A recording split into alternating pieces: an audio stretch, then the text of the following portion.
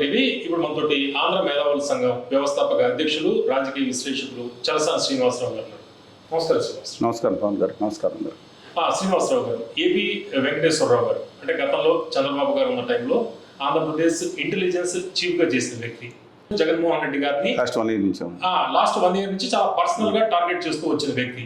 అయితే ఇప్పుడు TDP AB Venkateswararao గారికి పూర్తిగా మద్దతు ఇచ్చేది, టీడీపీకి ఆయన మద్దతు ఇస్తూ మాట్లాడేవారు. అయితే ఇప్పుడు టీడీపీ శ్రేణులే ఏబీ వెంకటేశ్వరరావుని టార్గెట్ చేయడం, దానికి కారణం ఏంటంటారు?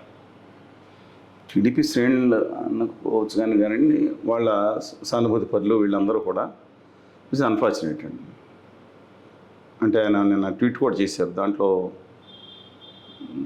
చూసినట్టున్నారు, ఏదో రాశారు, మడులు అడిగాము మాణిక్యాలు అడిగామన్నారు. ఇలాగ దుష్ప్రచారం చేస్తే ఒళ్ళు దగ్గర పెట్టుకుని ఉండాలని చెప్పి వారికి హెచ్చరించి, ఇది మిమ్మల్ని పురమాయించిన వాళ్ళు కూడా, అంటే పురమాయించి social media is under Lokesh గారండి. అంటే ఏం జరిగింది, ఏం ప్రచారం జరిగింది ఏబీ గారి మీద? ఇది అన్ఫార్చునేట్ అండి ఏదన్నా. ఎందుకంటే వీళ్ళు మాట్లాడేవాళ్ళు ఎవరు, ఇప్పుడు ఆయన ఎస్ అంటే నేను వ్యక్తిగతమైన గౌరవం ఆయన మీద ఖచ్చితంగా ఉంది. ఆ రోజు రాష్ట్రం కోసం, ఆంధ్రప్రదేశ్ కోసం బియాండ్ జాబ్ ఆయన డెఫినెట్గా చాలామంది తెలియదు పాటుపడ్డారు. నాకు తెలిసి నిజాయితీలో ఆయన ఎవరో క్వశ్చన్ చేయలేరండి. తెక్కోడని మాట్లాడండి, వేరే ఎందుకు నిజాయితీగా ఉంటుంది. But nobody can question as for the integrity is concern. సరే, ఎవరు అధికారంలో ఉంటే ఇంటెలిజెన్స్ చీఫ్లు వాళ్ళకి అనుకూలంగా రిపోర్ట్స్ ఇవ్వాల్సిన అవసరం ఉంటుంది, పని చేయాల్సి ఉన్నట్టు అవసరం ఉంది. చాలామంది నెంబర్ ఆఫ్ కొంతమంది లిమిట్స్ ఉంటారు, extra house that's entire different. కానీ ఆయన అధికారం నుంచి దిగిపోయిన తర్వాత చంద్రబాబు నాయుడుగా దిగిపోయిన తర్వాత ఈయన మీద అనేక కేసులు పెట్టారు. క్యాట్, కోర్టులు మళ్ళీ రీఇన్స్టేట్ చేయమంటే చేసి మళ్ళీ ఇంకో కేసు పెట్టి బయట పెడతాం, వేధించడం, అసలు అరెస్ట్ చాలా వరకు వెళ్ళిపోయారు. ఎందుకంటే ఆయన జగన్మోహన్ రెడ్డి గారు వాళ్ళు, సజ్జల రామకృష్ణ రెడ్డి గారు లాంటి వాళ్ళు టూత్ అండ్ నైల్ వ్యతిరేకించినా సరే పోలీస్ అధికారులు ఏదైతే ఉన్నారో వాళ్ళు ఒప్పుకోలేదని వాళ్ళ అథారిటీస్ కూడా ఉన్నాయి. ఎందుకంటే రేపొద్దున ఇదే స్థితి వాళ్ళకు కూడా వస్తుంది. ఆయన అనుభవించిన వేదన, ఆయన పర్సనల్ ఏ విషయాలు target none of my business అండి. కానీ మీరు చెప్పండి, ఒక ఐపీఎస్ అధికారి హూ మ్యారిట్ మేబీ ఇప్పుడున్న వాళ్ళ గురించి కూడా మాట్లాడదాం. కాంతిలాల్ టాటా గారి గురించి నాకు తెలుసు అండి, ఇప్పుడు కాదు, ఆయన కొత్తగూడెంలో ఓఎస్టీ కొండ కూడా తెలుసు. గుడ్ పర్సన్ బేసికలీ, మైనస్ అంటే ఆయన గురించి కూడా మాట్లాడిన తర్వాత. కానీ ఈయన ఒక రిటైర్మెంట్ ముందు స్టేజీలో అండి ఉన్నత స్థితిలో ఉంటాడు. పీక్కి వెళ్ళిపోతారు కండి, అసిస్టెంట్ డీజీపీ కన్ఫర్మ్. ఆ సమయంలోనే పిల్లల పెళ్ళి కానీ మిగతా ఎన్ని జరుగుతాయి. అలాంటిది ఆ సమయంలో ఆయన అనిపించిన వేదన వర్ణాతీతం. సరే, మిగతా వాళ్ళు ఆయన మీద ట్రోలింగ్ చేసుకుంటారు. కానీ ఆయన బయటకు వచ్చిన తర్వాత టార్గెట్ ఆయన చేసింది జగన్మోహన్ రెడ్డి గారిని. ఎందుకంటే ఆయన పడిన బాధలు కాదు. ఆయనకు ఆల్రెడీ ఏదో పోలీసింగ్ హౌసింగ్ ఏదో బోర్డు ఏదో ఇచ్చారని చెప్పి ప్రకటన వచ్చింది, ఆయన తీసుకోలేదు అనుకోండి. I don't know the reasons. కానీ ఈ కోడికత్తి సీన్ నేను ఎప్పటి నుంచో మాట్లాడుతున్నాను. నిజంగా ఏమన్యాయం అండి ఇది. బాబ్జీ గారి అనేక విషయాలు వెళ్ళి ముఖ్యమంత్రి వెళ్ళి దిగిపోయిన తర్వాత వెళ్ళి కోర్టులోకి వెళ్ళి చెప్పొచ్చారే వద్దండి. అంటే ఆ కోడికత్తి విషయంలో, ఆ కోడికత్తి సీన్కి జరిగిన అన్యాయం చాలా దారుణమైన అన్యాయం ఆయన టేకప్ చేశారు. డైరెక్ట్గా అటాకింగ్ జగన్మోహన్ రెడ్డి. ఎందుకంటే అన్నయ్య ఏం చేసింది, అన్నయ్య ఏంది నాకు అర్థం కాదు. అంతర్జాతీయంగా దేశానికి వచ్చే ఇబ్బందులు, టెర్రరిస్ట్ యాక్టివిటీలు చేసి అన్నయ్య దీన్ని ఎందుకు టేకప్ చేసింది? ఒకే ఒక కారణం, డిఫెన్స్ ఎయిర్పోర్ట్ అని. అసలు అవసరం లేని విషయం అండి. తర్వాత గులకరాయి వేసిన విషయం 2 తీసుకున్నారు, మిగతా కాన్సన్ట్రేషన్ చేస్తున్నారు. ఆయన ఈజ్ పాయింటింగ్ అవుట్, పాయింట్ బ్లాంక్గా జగన్మోహన్ రెడ్డి గారిని టార్గెట్ చేసే విషయం ఉన్నారు. ఇక బనకచెర్ల కానీ మిగతా విషయంలో కానీ మేము ఆల్రెడీ చెప్పాం. బనకచెర్ల యొక్క లోపం ఏంటని స్పష్టంగా చెప్తాను. మొన్న ఒక సమావేశం విజయవాడ పెట్టి ఏపీ గారు ఇలా బనకచెర్ల అనే ప్రాజెక్టు నిష్ప్రయోజనం అది అసలు స్పష్టంగా చెప్పుకొచ్చారు. దాని మీద టీడీపీ అది వారు మాట్లాడారు, చేయించిందన్న వారు కూడా జర్నలిస్టులు, ఐ రెస్పెక్ట్ దెమ్. అదర్వైజ్ అది కొంచెం ఈయన ఇంటిగ్రిటీని దెబ్బతీసేటట్టుంది. అది ఆయన్ని మనసు ఎక్కడో గాయపరిచింది. మీరు నన్ను విమర్శించండి, విమర్శలు స్వీకరిస్తాను. కానీ నేనేదో ఆశించి ఇలా చేస్తున్నానని చెప్తే మాత్రం ఒళ్ళు దగ్గర పెట్టుకుని మాట్లాడండి. వ్యక్తిగతంగా విమర్శలు చేస్తేనే మీ బాసుకు కూడా చెప్పండి అంటమే కాదు. అంతకుముందు కూడా నా సుపారీ ఇచ్చారు. సుపారీ అనేది చాలా పెద్దవాడు అండి. కిరాయి గోండాలకు ఇస్తారు సుపారీ, కిరాయి హంతకులకు ఇస్తారు సుపారీ అనేది. ఆ వాడు వాడతాం, అది చాలా ఆ పదం వాడటం అనేది చాలా బిట్వీన్ ద లైన్స్ చూడాలి మనం. అంటే ఎంత గాయపడితే అది మాట్లాడి ఉంటారు. ఇప్పుడు నేను జీవీ రెడ్డి గారు వెళ్ళిపోయిన దానికి దీనికి కంపేర్ చేస్తాను. కానీ జీవీ రెడ్డి గారు చాలా వెల్ ప్రజెంట్ చేసేవారు ఇష్యూలు అది. కానీ ఈయన నానా బాధలు పడ్డారు. నిజంగానండి ₹1,00,000 ఆయన కూడా చెప్పారు, నాకు ఎవరో కూడా పెద్దలు ఎవరో సహకరించలేదు నా పోరాటంలో. నాకు నేనుగా ₹10 లక్షల నేను సొంతంగా ఖర్చు పెట్టుకుని నేను ఇబ్బంది పడ్డాను, ఎవడు కూడా నాకు సహకరించలేదని చెప్పారు. బిట్టింది ఎలా అని చెప్తున్నాను.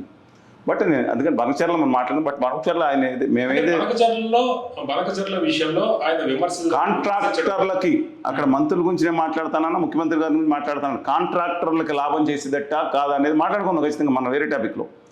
మేము అదే మాట్లాడుతున్నాం. మీరు బొల్లేపల్లి రిజర్వాయర్కి ఉండాలని చెప్పి నేను తిరిగి వచ్చినాన్ని. అక్కడ బొల్లేపల్లి కమిటీలో నేను సభలో పాల్గొన్నాను. ఇప్పుడు కాదు, ఏనాడు పాల్గొన్నా.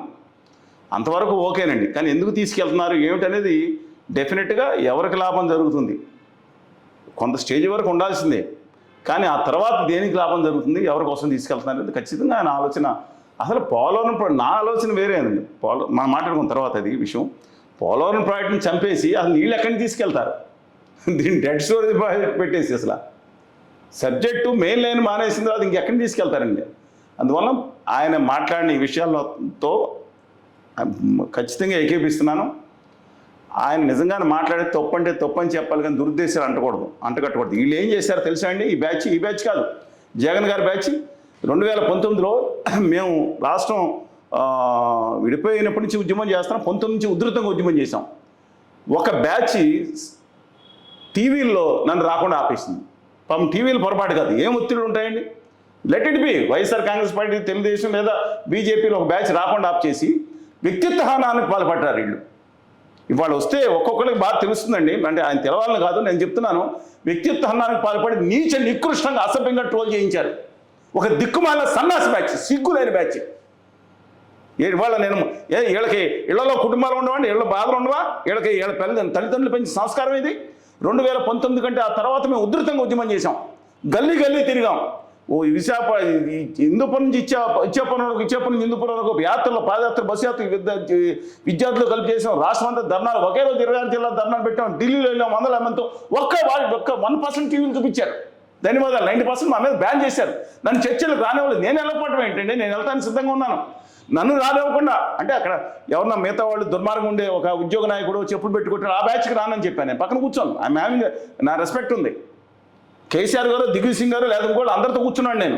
అంటే మిగతా వాళ్ళు కూర్చోకూడదని కాదు, సామాన్యం మీతో పాటు కూర్చోబెట్టి నేను కూర్చుంటాను. నేను చెప్తే నన్ను ఎందుకు బ్యాన్ చేశారు? నా మీద మా ఇంట్లో ఒక 3 కుటుంబ సభ్యులు 4 నెలలు 5 నెలల్లో చనిపోతే నేను రాకపోతే ఎక్కడ చచ్చాడు వీడు? బాబాయ్ కూడా భయపడి చచ్చాడు. దుర్మార్గంగా సిగ్గుండాలండి వాళ్ళకి. నా ఫోన్కి నేను ఇంట్లో ఫోన్ ఎత్తట్లేదు. ఫోన్ ఆన్ చేస్తే మొట్టమొదటి 3 నెలల తర్వాత ఎక్కడ చచ్చావు నువ్వు అని చెప్పి మాట్లాడేవాళ్ళు, చంపుతాం అనేవాళ్ళు. నేను పోలీస్ స్టేషన్లో కేసు పెట్టాను. ఎదురు పార్టీస్ ఇవాళ వరకు చెల్లలేదు. రామకృష్ణరాజు గారి మీద పెట్టిన దాని మీద ఉంటుంది, ఇంకోటి దాని మీద ఉంటుంది. ఏంటంటే నాకు అర్థం కాదు. జగన్మోహన్ రెడ్డి హయాంలో పోలీసు సంస్థలు మా మీద కేసు పెట్టించారు, అమరావతికి మేము మద్దతు కొన్నామని.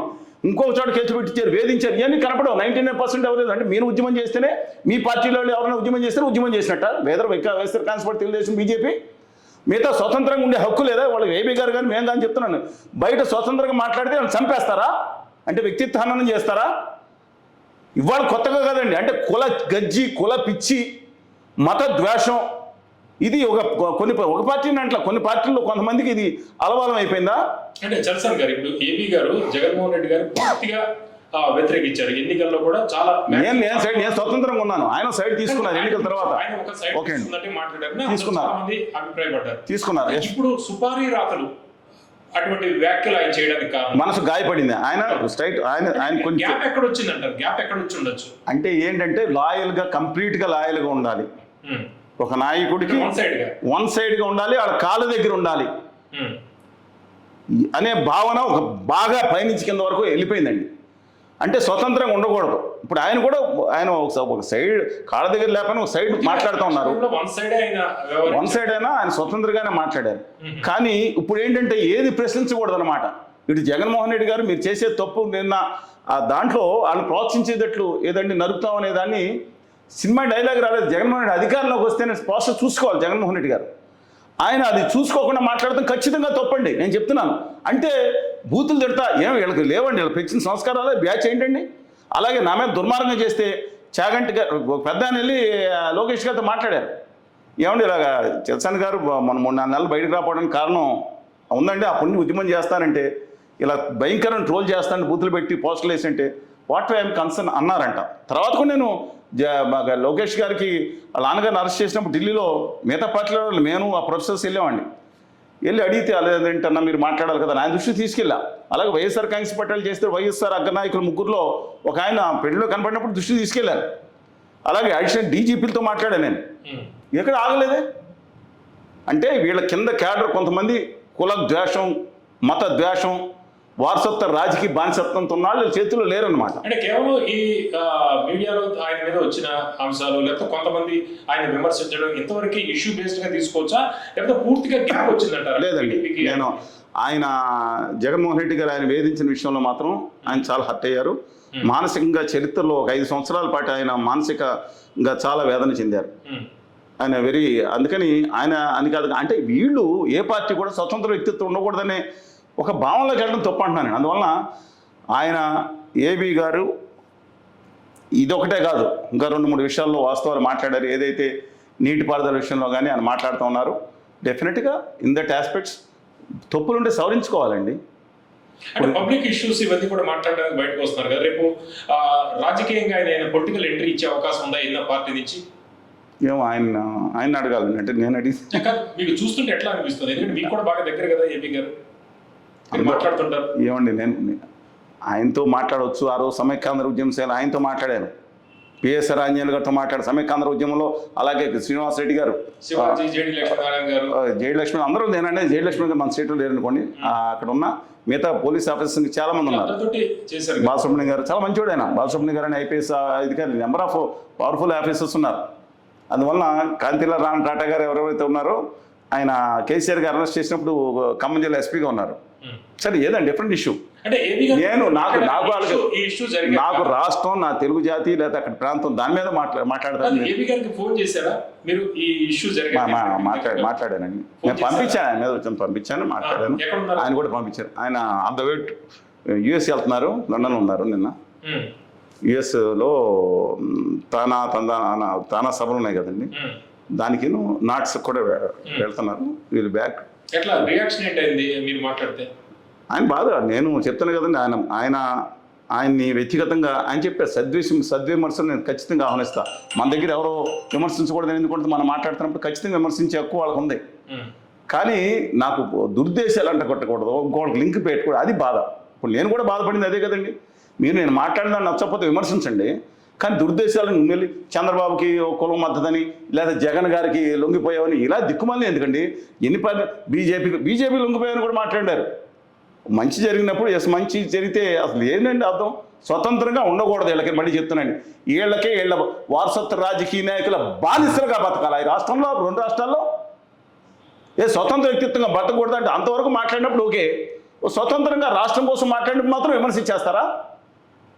ఇప్పుడు టీవీలో కూడా మీ వరకు ధన్యవాదాలు కొంతమంది కట్ చేస్తూ ఉంటారు. నేను మాట్లాడిన పూర్తి కాకుండా ఒక వర్డ్ కట్ చేసి ఒక్క వర్డ్ పేస్ట్ చేసి వేసుకుంటారు. అది చూసి కామెంట్ చేస్తారు చాలామంది. స్వతంత్ర వ్యక్తిత్వంతో గత 30-40 సంవత్సరాల నుంచి ఉన్నామని చెప్పి గౌరవించుకోవాలి. సరే, but anyway let us see. But baby Venkateswara గారు ఏదైతే ఉన్నారో ఆయన చాలా హట్ అయ్యారు. ఓకే.